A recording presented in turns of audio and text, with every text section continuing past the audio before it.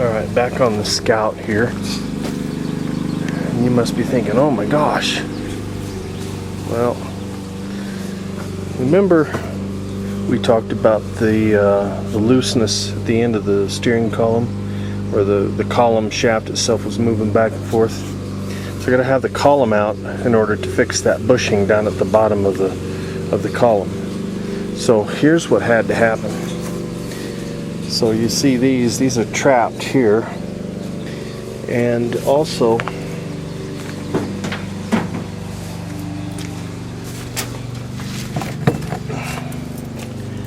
this bracket right here goes right down inside there, but that's not the other part. The other part of that equation is this bracket here was on top of that bracket, so it wouldn't come out and it wouldn't slide to the side until we got these gauges moved over and this dash pulled back a ways. And here's the other tricky part. See, here's our turn signal switch, and you can see every one of those wires goes into a green wire. So what I've got to do is write down what color wire it is. Will be a light green going into, what is that, 117, and red, there's your red, and that's going into a 22. Then you've got this, it's like a light blue, there's nothing there.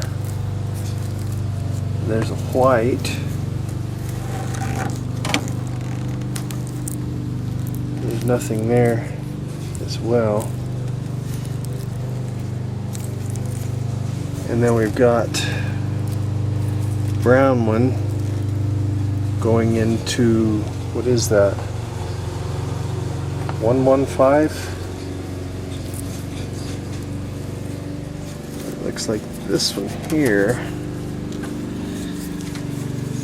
comes around that side and goes over there, and that is your ground wire on that bracket. Should be able to get that loose.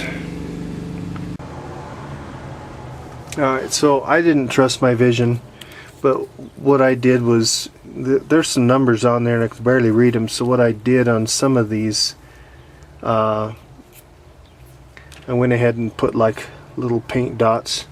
What I did was I used that white paint marker and I just put little dots on there to count them, and I put it on the corresponding wire. Since I had a red wire and a green and a blue wire and various other colors, it just seems crazy that they did that, but that's how it is, I guess, in these old vehicles.